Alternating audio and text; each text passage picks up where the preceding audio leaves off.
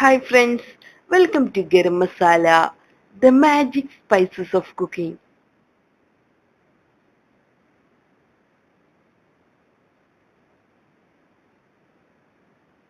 പപ്പടം കറി. ഇന്ന് നമുക്ക് വളരെ ടേസ്റ്റിയായ പപ്പടം കറി എങ്ങനെ ഉണ്ടാക്കുന്നതെന്ന് നോക്കാം.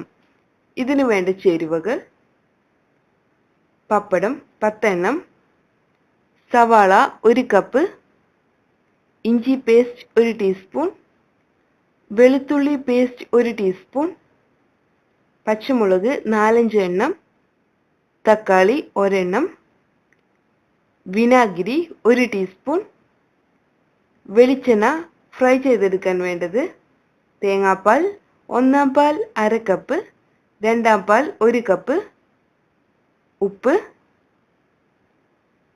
മഞ്ഞൾപ്പൊടി 1/4 ടീസ്പൂൺ,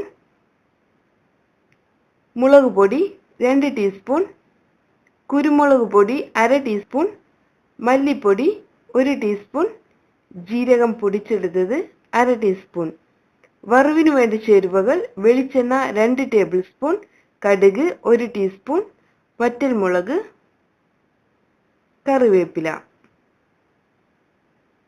ആദ്യം നമുക്ക് പപ്പടം ഫ്രൈ ചെയ്തെടുക്കണം. ഇതിനു വേണ്ടി ഒരു പാനിലോട്ട് നമുക്ക് എണ്ണ ഒഴിച്ചു വെക്കാം. ഈ എണ്ണ ഒന്ന് ചൂടായി വരട്ടെ. ആ സമയം കൊണ്ട് നമുക്ക് ഓരോ പപ്പടവും 4 പീസായി കട്ട് ചെയ്തെടുക്കാം.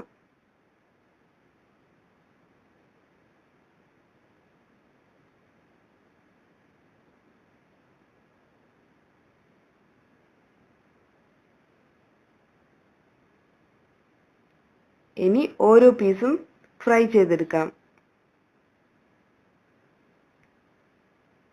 ഇപ്പോൾ നമ്മുടെ പപ്പടങ്ങൾ ഫ്രൈ ആയി വന്നിട്ടുണ്ട്. നമുക്കിത് എണ്ണയിൽ നിന്ന് കോരിയെടുക്കാം.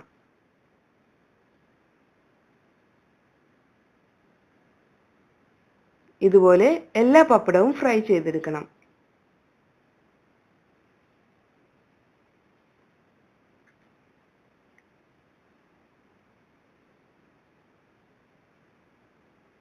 നമ്മുടെ പപ്പടം റെഡി ആയിട്ടുണ്ട്. അടുത്തതായി നമുക്ക് കറി തയ്യാറാക്കാം. നമ്മുടെ പാൻ ചൂടായി വന്നിട്ടുണ്ട്. ഇതിലോട്ട് 2 ടേബിൾ സ്പൂൺ വെളിച്ചെണ്ണ ഒഴിക്കണം. എണ്ണ ചൂടായി വരുമ്പോൾ കടുക് ചേർത്ത് പൊട്ടിച്ചെടുക്കാം. അടുത്തതായി ഇതിലോട്ട് നമുക്ക് വറ്റൽമുളക്, കറിവേപ്പില ഇവ കൂടെ ചേർക്കണം.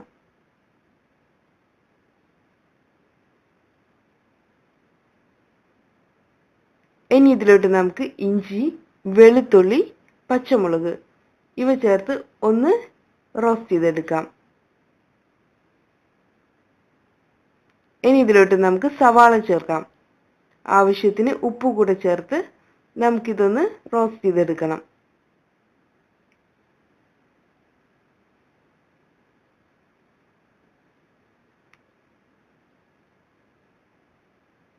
അടുത്തതായി നമുക്ക് തക്കാളി ചേർത്ത് കൊടുക്കണം. ഈ തക്കാളിയും നമുക്കൊന്ന് വഴറ്റിയെടുക്കാം.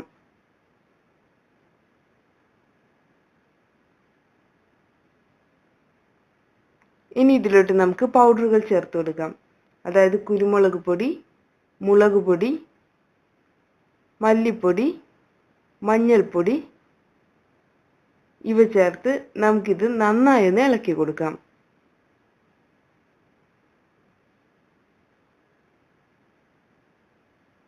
ഇനി ഇതിലോട്ട് നമുക്ക് തേങ്ങയുടെ രണ്ടാം പാൽ ഒഴിക്കണം. നന്നായി ഒന്ന് മിക്സ് ചെയ്ത് കൊടുക്കാം. ഇതിലോട്ട് ആവശ്യത്തിന് ഉപ്പ് ചേർത്ത് കൊടുക്കണം. പപ്പടത്തിൽ ഉപ്പുള്ളത് കൊണ്ട് കുറച്ച് ഉപ്പ് ചേർത്താൽ മതി. ഇനി ഇതിലോട്ട് 1 ടീസ്പൂൺ വിനാഗിരിയും ജീരകം പൊടിയും ചേർത്തതിന് ശേഷം നമുക്കിതിനെ തിളപ്പിച്ചെടുക്കാം.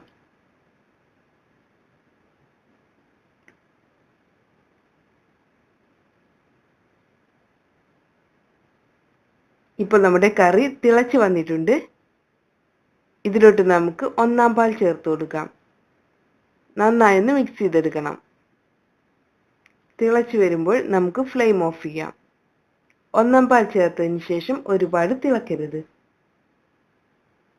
അതിനുശേഷം നമ്മൾ നേരത്തെ ഫ്രൈ ചെയ്ത് വെച്ചിട്ടുള്ള പപ്പടം ഇതിലോട്ട് ചേർത്തൊന്ന് മിക്സ് ചെയ്തെടുക്കാം.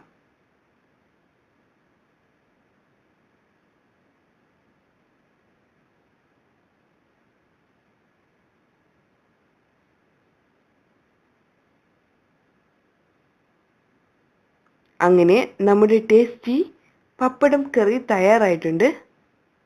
നമുക്കിത് പ്ലെയിൻ റൈസിൻ്റെ കൂടെയും ഇടിയപ്പം, ദോശ, ചപ്പാത്തി ഇവയുടെ കൂടെയും എല്ലാം സെർവ് ചെയ്യാം. Thank you.